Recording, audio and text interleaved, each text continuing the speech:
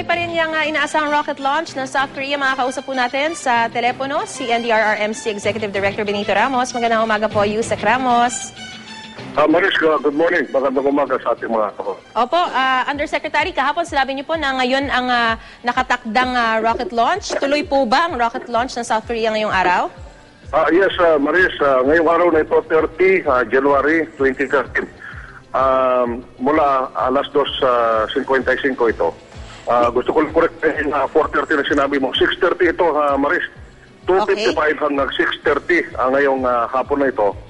At ito ay kung hindi matuloy for any reason, meron silang request na reserve launch date 31 January hanggang 8 February. I stand corrected, sir. Marami po salamat dun sa correction na yun. Hanggang 6:30. Okay? Opo, ngayong hapon na ito. So yung no flying, no sailing, tsaka yung policy niyo na ito, hindi hanggang anong oras niyo po ipatutupad? Itong reserve, itong launch sa window, yan lang, Maris, 4 na oras lang naman ito. Okay. Kaya yan ang kuwan ngayon. Ipatutupad natin.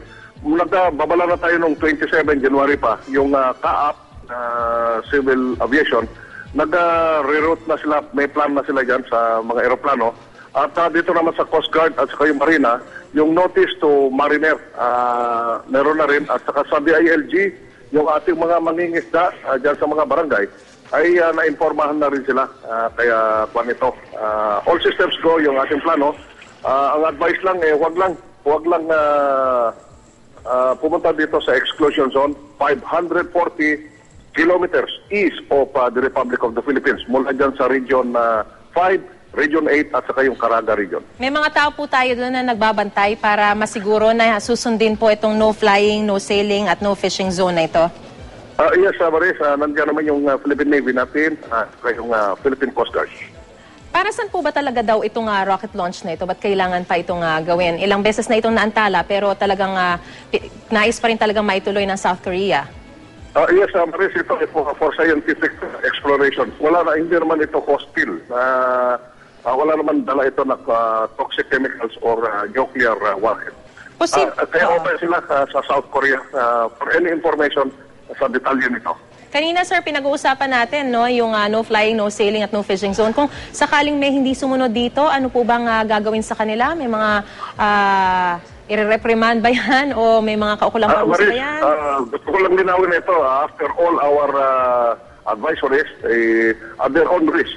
Kaya kung ito, pagkatapos yan, kung may pasaway, at their own risk. Oo, nako pero syempre, kailangan yung kaligtasan talaga ng mga tao, no? May posibilidad... Yes, sana, Maris, wala sanang pasaway. Dahil kung ito, naaabisohan naman sila ng maaga. Kaya wala tayong pangamba. Saka para sa kanilang kaligtasan naman talaga ito, sir, no? May posibilidad po ba na maiba yung direksyon o malihis ng konti, yung direksyon ng rocket launch na ito at kung sakasakali, maiba yung lugar na pagbabagsakan ng mga debris? Maris, ang nito, highly unlikely. Kaya yung margin of error, 540 kilometers kaya sa Pacific Ocean lang ito. Highly unlikely yan, Maris. Okay, huli na lang po, Undersecretary, mensahe niyo po sa mga taong o mga residente dun sa lugar na posibleng maapektuhan nitong pagbagsak ng mga debris kung sakaling matuloy na nga itong rocket launch na ito ngayong araw. Yes, Maris, sa ating mga kababayan na nakikinig sa programa natin ngayon, for the end time, ulit-ulit, yung exclusion zone, 540 kilometers, welcome tayo pumunta dyan sa area na yan sa Pacific Ocean, para maiwasan natin ang disgrasya.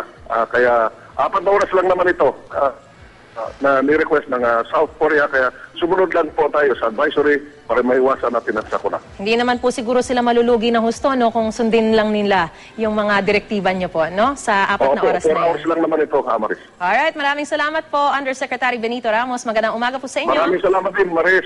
Good morning. Ingat po kayo.